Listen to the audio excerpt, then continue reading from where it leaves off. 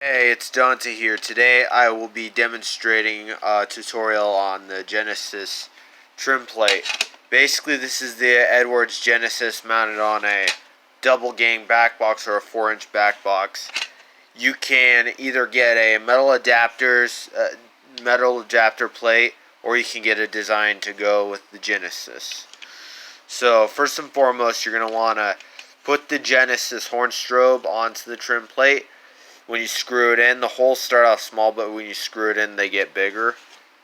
Then you're going to want to put the cover on of the horn strobe, or chime strobe, or remote strobe, or any enough. And then you're gonna, after the wires, the wires go to the terminals first before you put the cover on, and then you add the attach it to the back box. And then what you want to do is you're going to want to put the trim plate, you're going to want to put the bottom in first, like you would do with the Genesis horn strobe with the trim plate.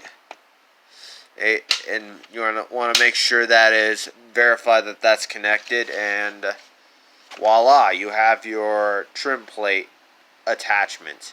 So anyways, this is just a quick little demonstration. So you could also take the cover off of both of them for maintenance, but yeah, thank you for watching, and thank you for watching this little video. Anyways, but remember, before you attach it on the back box, the wires go to the terminals first. So thank you for watching. But this is what it looks like when it's done. It's going to look fine when it's on the wall like that. So anyways, thank you for watching.